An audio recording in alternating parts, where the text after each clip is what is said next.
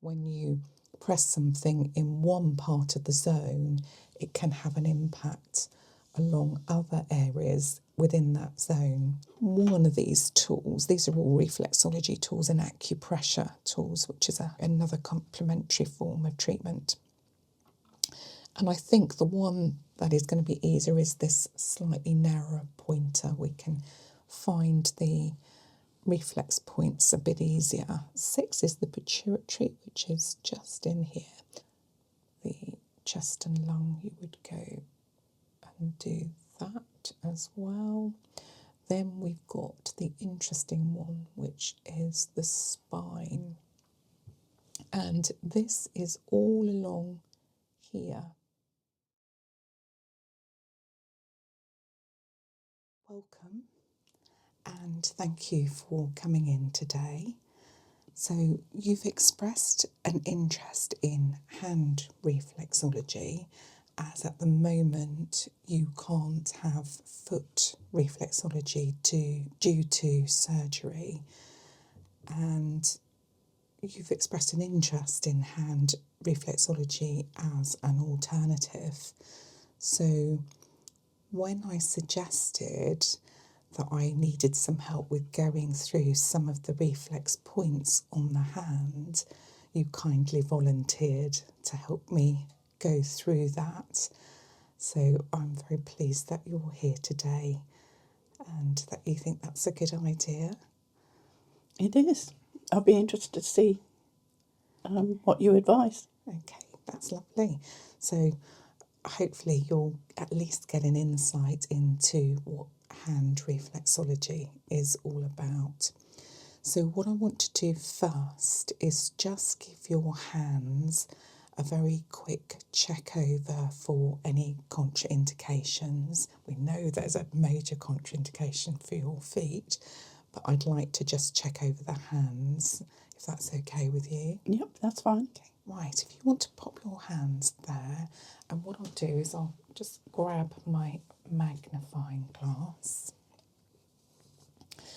and I'm just going to pop this on, and what I'm going to do is just check over the hands carefully, and I'm also going to feel with my fingers, and if anything is painful at all, or you feel the slightest bit uncomfortable on anything, do let me know, because there possibly could be some bruising. And it looks like you've got some bruising on that nail as well there. Is that an old injury? It is. It's been there for about 2 years. Okay. But it's not open, it's not weeping or anything like that, so there's nothing to prevent us actually massaging it. We might, just when we get to that area, be a little bit more gentle. Is there any residual bruising at all? No. It looks like just the nail's badly damaged, so at some point it might well need looking at further, but at the moment I think the massaging might actually help with some of the dryness there. Okay, if you could turn the hand over as well, and we'll just check. There's potentially a bit of dry skin there, but nothing feeling painful or tender. No, nothing. Okay.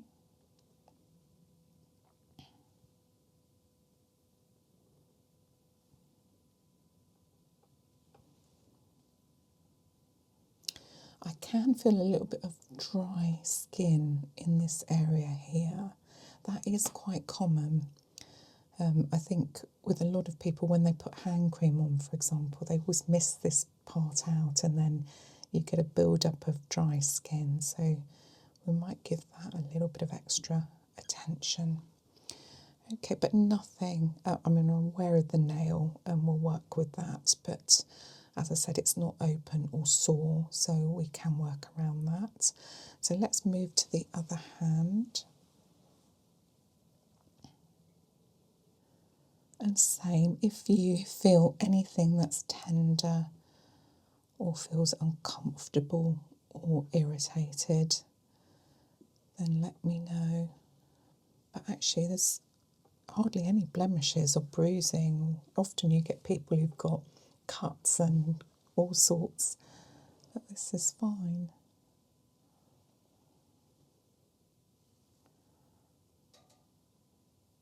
Okay. Yeah, I can feel that dry skin patch on this hand as well.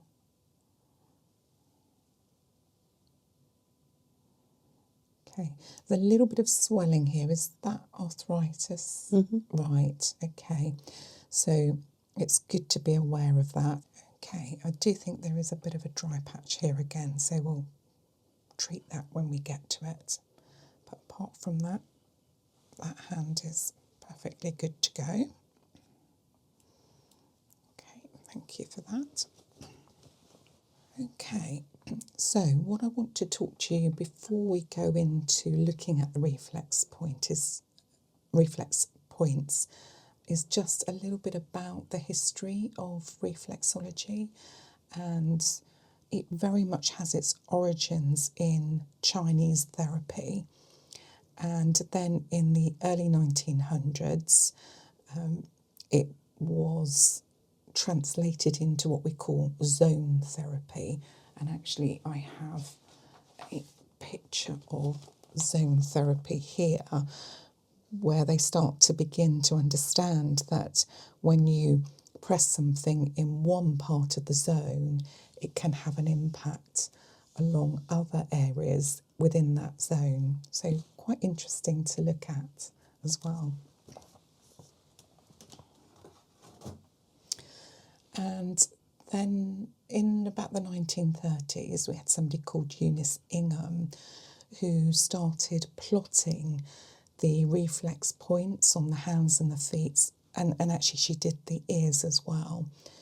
And then it became possible to have this alternative therapy of not necessarily just the feet reflexology, but doing that on the hands, which is great for people such as yourself. When you can't work on the feet, the hands are a really good alternative, and it means you can still get that relaxation and that treatment. And if it works for you and helps you with your overall sense of well-being, then it's really good as an alternative. Is that something that might appeal? It's quite interesting to know a bit about the history. Yeah. To put it in context. Yes, I think it's really helpful. I've also got another picture here which is quite interesting, and this is by Stephanie Sabuchian, who I've used on some of my other videos, and she correlates here the sort of body across to the hand. So this one's particularly aimed at hand reflexology, the whole textbook. I find it totally fascinating. But you can see here where she's got the head at the top of the fingers, and we'll look at some of these points in a bit more detail in a moment. And then literally going down the body and how it correlates across to the zones on the hand. So I find that totally fascinating subject. Obviously, it still, as I said, needs some scientific work done around it, and a lot of that is down to funding. We need some more scientific evidence, particularly with its relationship with helping with pain and increasing blood flow, and whether that has an impact on people's pain areas. So there's still work to be done on that, but there's lots of anecdotal evidence of people saying that reflexology just works for them. So it's interesting. So how do we think it works? So the whole idea is that reflexology stimulates those nerve endings that send signals up the spinal column to the thalamus in the brain, producing endorphins. And when the reflexology points are activated, and obviously we'll look at some of those points today, when they're activated correctly, it stimulates the body's nervous system to react, sort of giving benefits such as we've focused on relaxation. It improves circulation. It looks at blockages along those zone lines, those energy lines, and tries to stimulate the body into clearing those. And of course, obviously, having the idea of a treatment where you can relax, removing some of the stress of the day is always absolutely helpful. So what I'm going to do is bring over my main reference manual. So I'll get that now.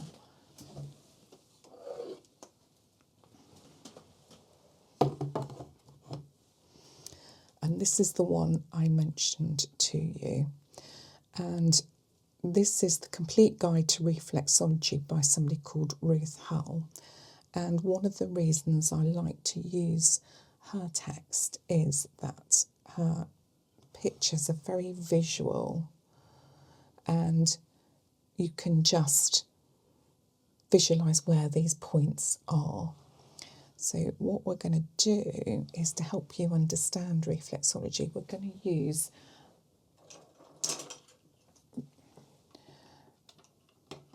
one of these tools. These are all reflexology tools and acupressure tools, which is another alternative, another complementary form of treatment. And I think the one that is going to be easier is this slightly narrower pointer. We can find the reflex points a bit easier. And we'll just put these to one side. So I'm going to turn this to me a little bit more so that I can see it a little bit clearer. And what you need to be careful of is, if you're using these diagrams yourself, the best way to understand what is the left and right, especially if they haven't written it there, is to work from the thumb, and that will explain that more easily. Right, so we're going to start with the right plantar, which is the right palm. So if you put that to one side, or you can relax it there if you want to. And we're going to start with the thumb and just work our way around some of these points. And she's nicely numbered them for us. So it's a matter of finding them here and then pointing to you what that actually covers, which is quite fascinating in a way. So the first one, for example, here, we've got number 1 is brain and sinuses. And you can see that number 1 is documented here. So it's really at the top of your thumb and the fingers there, which is quite interesting. That what you will end up doing is just pushing very gently on there, and you will find when we do a full treatment that you'll feel that very subtle movement. People say they feel a very relaxing energy going through the zone. So point 2 we've got is here, and that is the outer ear. So when you're massaging this reflex point, sometimes you might feel something going on in your ear. It's quite incredible. And then 3, which is the middle area here, is your inner ear. And then 4, which is this one, actually is your eye area. So people who are having eye areas, obviously the therapist would work and massage that area a little bit more. So they would go in and actually massage that and work that area very subtly. And the pressure is different for each person. The more experienced you become at reflexology, the more you work at a way that is in tune with your client. So then we have number 5, which is interesting. So that is on the edge of your thumb. So it's the outer edge of the thumb. So it's just this area here, and you would push down on that with one of the reflex techniques, which I would go through with you when you came for a treatment. I'd warn you which types of methods of treatment I was going to be doing. And will you also say how hard? Yeah, I would always check that because, and in particular because you've got arthritis, you need to be extremely careful how much you push. You need to gauge with your client and any responses, and you pull back if it's too much. But very much you need to say, absolutely, don't be afraid to say, no, don't do that. Right, number 6 is the pituitary, which is just in here. I'm not pushing today because obviously we're really just gauging your interest and exploring the subject, absolutely. Number 7 is the shoulder, so we're going right over to this side. So you would work this area here. And then number 8 on the other side is the neck and thyroid, which is over here. And obviously the therapist is using both hands, so one would do that, and then as immediately as you finished, you'd use that hand to do that and focus on that. 9 is, now this is quite a large area, it's the chest and lung area. So this is this huge area here, which needs to be worked because obviously it's covering a huge area of your body as well. So you would work along that area. And then we've got the heart, which is over this area. So once you've done the chest and lung, you would go and do that as well.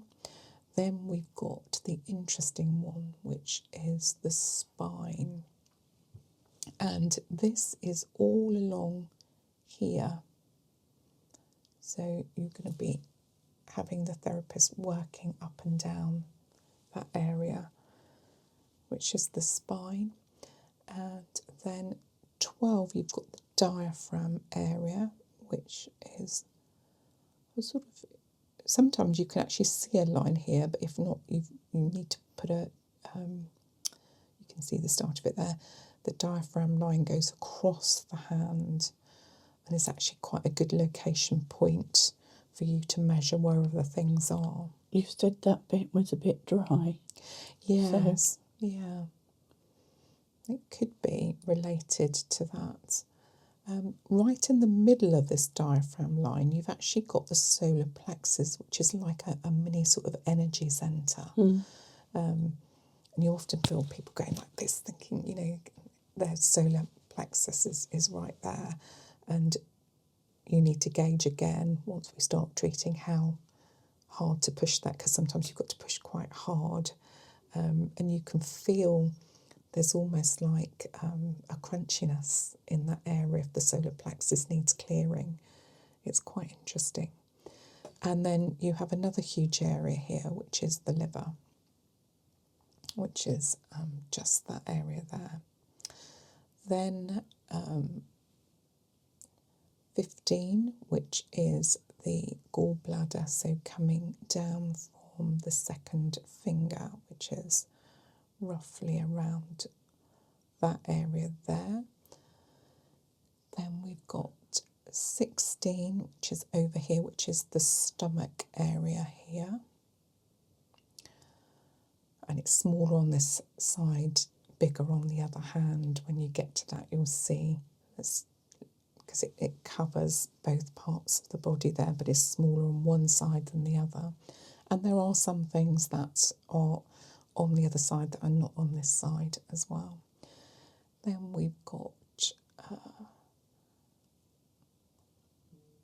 right, it does say 17, but the spleen is on the other side, and the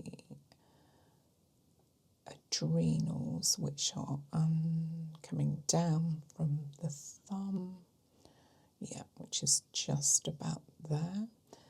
And then we have,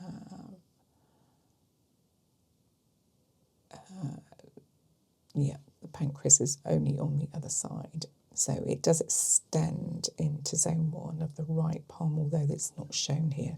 They've kindly put, I'm thinking, am I going mad? But that's quite interesting. So the pancreas is just on that side. So then you have going underneath or just slightly over the top of the liver there, you've got the kidney, which is 20 there. Going down from the kidney, you've got the ureter, which goes down to the bladder, which is on the side here, just at the very lower end of the spine there. Then 23, next to that you've got the duodenum. Then slightly below that you've got the small intestine, I believe, which carries on in over to here. It's not as small as it sounds. Then 25, you have the large intestine, which runs from here all the way up to here. And then you have the cranial nerves, and interestingly on the diagram, it's quite, you've got to look for it, but it's actually all around from the tip of the thumb. It's like a red line all around the picture, but that is actually the cranial nerves. So it's all around here, and you would work that area. And that's the right palm done. So thank you for that. Was that quite interesting? It was quite interesting, yeah. Finding out where everything is. Okay. And quite a lot of overlap as well in the middle. Yeah, definitely. It's difficult to see here, but you can almost see on the picture everything is overlapping. So when you're working that, it is quite a fine touch that you have to do. It doesn't matter too much if you're overlapping a bit. So we're going to do the same on this side. Obviously, we're a little bit more familiar now, so we're going to repeat some of the things, but there are some that are on this side that are not on the other side. So again, we're going to start with the brain. So just at the top here. And then we have where's number 2 gone? There we go, the outer ear. So I'm going to try and separate. That's the arthritis preventing you doing that naturally, isn't it? Yeah, interesting. So we're going to take it very cautiously there. So the outer ear is there. The inner ear is the middle one, just in between there. And then you've got the eye, which is just in between here. Then on the side of the thumb, we've got the pineal and the hypothalamus. Then we've got the pituitary on this side, just here. The shoulder, and that was the one that was right then, because you're going to be working on that one, and then move across to here, which is 7, which is the shoulder and arm, followed by the neck down on the bottom of the thumb here. Then the chest and lung, which is a slightly smaller area on this hand than the other one, and that's quite a smaller area, much larger area on the other side, which is interesting. Then we've got the heart, which is next to that, which fills the rest of the space there. So you'll be I will be working across this area like this. Then we've got the spine, which again is running down that edge of the thumb nicely there. Then we have the diaphragm, which is that line I mentioned before, which is about halfway down. Then the solar plexus again, right in the middle, that energy centre there. Actually, I think your dry spot is just below that. So I think that's more where maybe you're not getting in with the hand cream, and it's just slipping over the top of it. So then we've got the liver and gallbladder for 14 and 15, which is not on this side. Then we've got the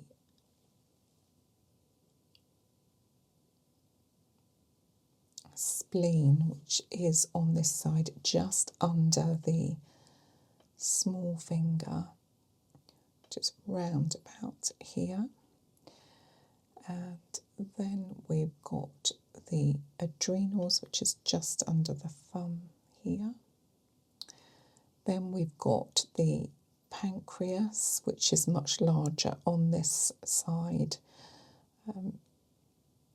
just across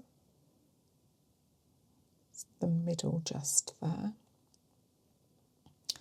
And the kidney, which is just under the thumb area and a little bit to the side of that. Then we've got, coming down from the kidney, we've got the ureter going downwards and down to the bladder, which is here at the base of the spine here. Then we've got the duodenum, which is 23, which is a small area, a bit further up, difficult to see here, but just there is the duodenum, and that is next to the small intestine, that is, which is quite large on this side, which takes up most of that space there, which is the small intestine. The large intestine again takes up quite a bit of space in a sort of circular area there, ending up along there. And then the cranial nerves again are these nerves which go all the way around your body.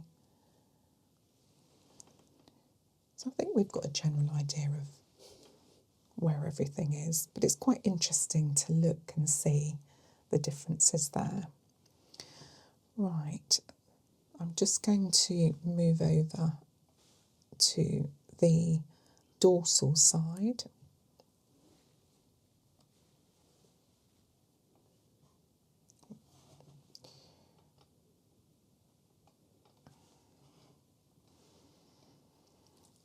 Okay, let me just make that a little bit smaller so we get everything in there. There we go. So we're just going to look at this left dorsum or dorsal first. So there's not as many reflex points on this, but it's useful to look at that. If you're more comfortable with having it flat, that's absolutely fine. So we're going to start with the other side of the neck first, which is here on the lower part of the thumb. Then we've got 11, which is the other aspects, the spine, which is similar on the other side, just going along the edge of the thumb there. Then we have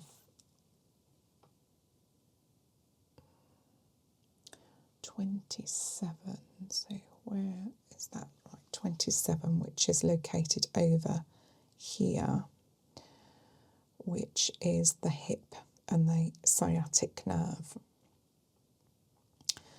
Then we've got 28 on this side, which is the lymphatics of the upper body. Just going to, because I'm going to have difficulty getting into that otherwise. So if I show that there, show you where it is there. Then 29, which is this huge area here, is the chest and the breast area. So the therapist would be working across that. And then we've got 30 along the base of the hand here, which is the fallopian tubes and the lymphatics of the lower body across there. We've got 31, which is here, which is the uterus. And then we've got 32, which is on the other side, which is the knee and the leg area. And then also on this side is the ovaries as well. And you would tend to work the ovaries and the uterus at the same time. So quite interesting. So let's have a look with this one as well. So neck area here, we already know, very similar to the other side. And then the spine coming down that area as well. And then 27 is the lymphatic area, which is actually on this side. Okay, and then 29 again is this huge area here that you would work, which is the chest and breast area. And then the fallopian tube, which is across here.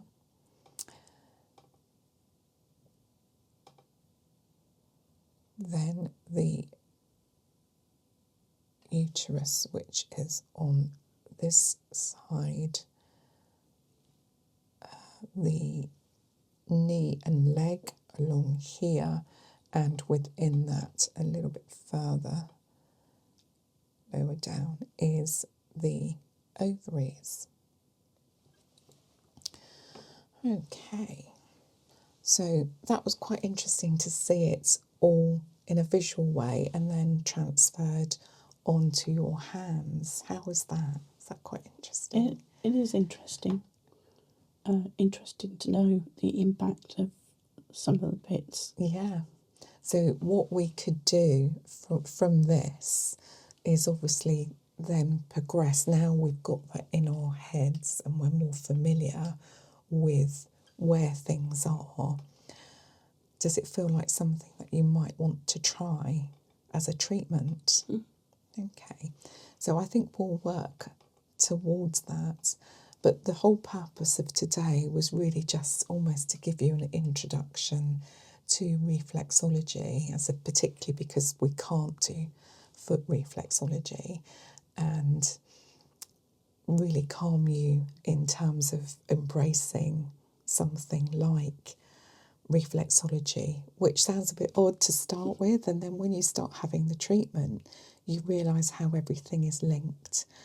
But actually having an introduction to where things are is really helpful, I think, to give you an understanding of hand reflexology and how it works. Yeah, it's very interesting. Okay, thank you so much for giving up your time and allowing me to take you through that as well. This is something I'm restarting. I haven't looked at it for a number of years. So to run through that with you and for you to want to come back for a treatment is great. So I look forward to our next session. Thank you. Thank you.